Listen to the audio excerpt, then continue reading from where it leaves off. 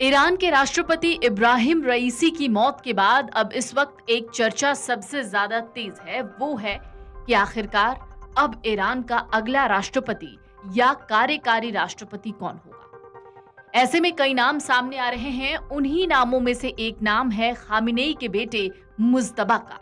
वैसे तो मुज्तबा को कई लोग जानते हैं, लेकिन अगर आप नहीं जानते तो हम आज आपको बताएंगे कि कौन है मुज्तबा और आखिरकार क्यों इनका नाम ईरान के अगले राष्ट्रपति के लिए सामने आ रहा है। दरअसल इस वक्त ईरान में सुप्रीम लीडर अली खामिनेई ही हैं, ईरानी प्रतिष्ठान में सबसे शक्तिशाली खिलाड़ी, और अब उन्हें रईसी के आकस्मिक निधन से उत्पन्न शून्य को भरने के लिए अपने नए उत्तराधिकारी को चुनना है। 63 साल के राष्ट्रपति रईसी, जिन्होंने अगस्त 2021 में देश में राष्ट्रपति की कुर्सी संभाली थी, उन्हें ही ईरान का अगला सुप्रीम लीडर माना जा रहा था, यानी खामिनेई का उत्तराधिकारी। लेकिन अब सवाल है कि अगला सुप्रीम लीडर कौन होगा। ईरान का सुप्रीम लीडर बनने की पहली शर्त ये होती है कि कौन उम्मीदवार कितना धार्मिक कट्टर है, और राष्ट्रपति रईसी इस मामले में सुप्रीम लीडर खामिनेई के पसंदीदा थे, क्योंकि रईसी कट्टरपंथी थे। रईसी ने ईरान में अति रूढ़िवादी गुटों को बहुत ज्यादा मजबूत किया, और हाल के दिनों में जो उदारवादी गुट मजबूत हो रहे थे, उन्हें कुचलने में बड़ी भूमिका निभाई थी।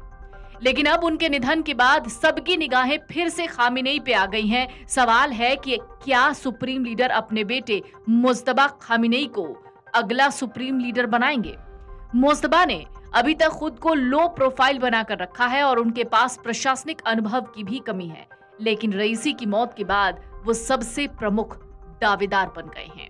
7 अक्टूबर को दक्षिणी इजराइल पर हमास के हमले के बाद ईरान लगातार मिडिल ईस्ट में केंद्रीय भूमिका और संघर्ष में उलझा हुआ है। एक्सपर्ट्स कहते हैं कि हमास के हमले के पीछे ईरान का हाथ था, जिसने इजराइल के अस्तित्व को खत्म करने की कसम खाई थी। दरअसल पिछले साल चीन ने ईरान और सऊदी अरब के बीच के संबंधों को सामान्य करने के लिए मध्यस्थता की थी, लेकिन उसका कुछ खास नतीजा नहीं निकला, और गाजा युद्ध की वजह से इसराइल और सऊदी अरब के बीच बन रहे संबंध भी फिलहाल खटाई में है। और कुल मिलाकर रईसी की कट्टरपंथी भूमिका पर नजर अंतर्राष्ट्रीय समुदाय ने रखी, और भारत अपने हितों को पूरा करने के लिए रईसी शासन के साथ महत्वपूर्ण तरीके से जुड़ा रहा। लेकिन अब एक बार फिर से वही सवाल कि आखिरकार ईरान का अगला राष्ट्रपति कौन होगा और खामिनेई का अगला वारिस। ईरानी राष्ट्रपति इब्राहिम रईसी की मौत के बाद भारत समेत पूरे दुनिया की नजर ईरान पर है। रईसी ऐसे समय में हादसे का शिकार हुए जब पश्चिम एशिया अस्थिरता से जूझ रहा है। अब उनके निधन के बाद सबकी निगाहें फिर से वयोवृद्ध खामिनेई पर होंगी, और शीर्ष दावेदारों में सुप्रीम लीडर के बेटे मुज्तबा खामिनेई होंगे। मुज्तबा ने अभी तक खुद को लो प्रोफाइल बनाया हुआ है, उनके पास प्रशासनिक अनुभव की बहुत कमी है, लेकिन रईसी के जाने के बाद उनके चर्चा में आने की उम्मीद है। हाल के महीनों में ईरान पर दुनिया का ध्यान 7 अक्टूबर के बाद हुई घटनाओं के चलते रहा। 7 अक्टूबर को इजराइल पर हमास ने बेहद ही क्रूर हमला किया। इस हमले में ईरान का समर्थन माना गया था। ईरान यहूदी देश के अस्तित्व को स्वीकार नहीं करता है, और उसने इजराइल के खात्मे की कसम खाई है। इसके बाद इजराइल ने 7 महीने से ज्यादा समय से गाजा में अभियान चला रखा है, जिसमें 35,000 से ज्यादा लोग मारे जा चुके हैं। दरअसल रईसी ईरान के पूर्व मुख्य न्यायाधीश और लंबे समय तक शीर्ष अभियोजक रहे थे। ईरान में 1988 के दौरान राजनीतिक कैदियों की सामूहिक हत्या में भूमिका के लिए रईसी की आलोचना होती रही है। उन्हें अमेरिकी प्रतिबंधों का भी सामना करना पड़ा था। 2021 में रईसी के सत्ता में आने के बाद से ईरान ने अधिक कट्टरपंथी रुख अपनाया है। पिछले कुछ सालों में तेहरान ने कम से कम 5 संकेत दिए, जिसमें उसकी ताकत को हासिल करने की ललक साफ दिखी।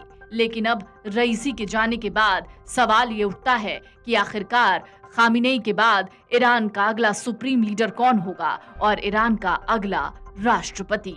वीडियो डेस्क अमरउजाला.com। एग्जिट पोल 2024 1 जून शाम 6 बजे से, लोकसभा चुनाव के नतीजे 4 जून सुबह 7 बजे से।